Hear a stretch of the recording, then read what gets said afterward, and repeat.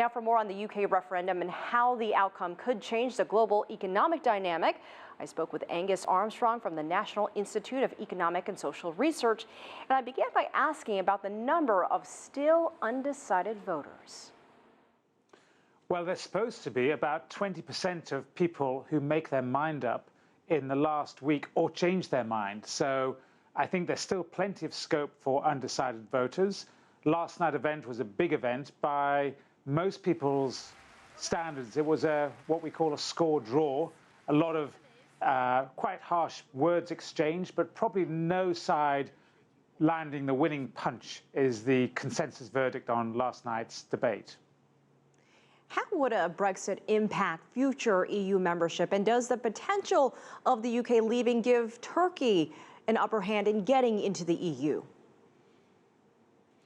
So the way to leave the EU has never been tested by a sovereign state.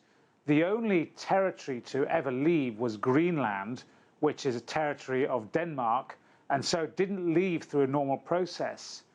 The way the EU's been constructed is such that leaving is actually quite difficult, and a vote to exit is really only the start of the process. We'll then find out what it really means in this 2-year window to leave. It's legally, most of the cards are in the EU's hand. If the UK leaves, then it will clearly have ramifications for the rest of Europe. It changes the political balance between the UK and Germany, who are very much pro-reform, pro-market member states. In terms of Turkey, I think Turkey's membership is many, many years off. And even if the UK leaves, I don't think that changes that calculus. There's enough dissent already in continental Europe that Turkey is probably not going to be joining for a long time yet. Whether, that being said, whether the UK leaves or not, what do you think voters in Norway, Denmark, other countries are thinking about? Could other countries follow, and could that hinder EU investment? So I think that the reason why the UK departure matters for the Scandinavian countries, Norway and Denmark and so on, and Denmark in particular, is that the UK is a very important member of the EU which does not use the euro. And if we pull out, then you've frankly got smaller countries with much less geopolitically important currencies. And so their negotiating power goes down quite a lot. At the moment, Denmark and the UK can club together and act as one. But without the UK, it becomes more difficult for them. And so it becomes an interesting question what it does for the politics of the Scandinavia, of Sweden, Denmark, and as you say, Norway, or what it does for those countries. Do you believe then the EU in either case will put hard and fast restrictions on EU membership? I think it's going to be much more difficult.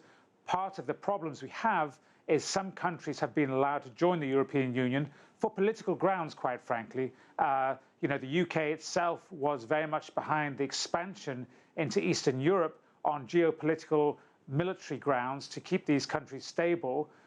That, of course, creates some economic problems because some countries clearly weren't ready, aren't of the same sort of structure as Germany and France.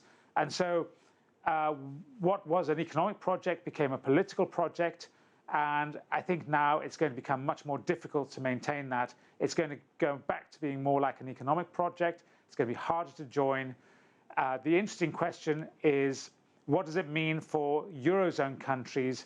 Will the UK's membership or exit make it harder or easier for the Eurozone to start becoming more like a bloc which has a dynamic economic future? That's really at the heart of where Europe's problem is, that sort of huge unemployment rates we've seen in some countries.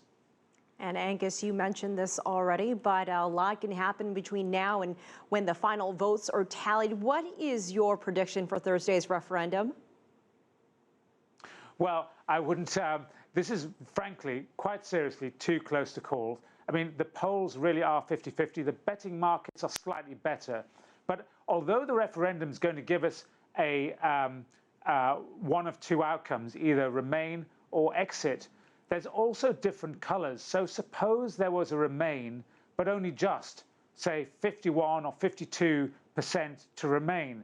We know from Quebec and the Scottish referendum that that doesn't always mean it's the end of the story. There's quite often, the change that people want, it means it's not going to happen, but that discontent lingers. If you like what you just saw, follow us on social media and visit our website, CCTV-America.com.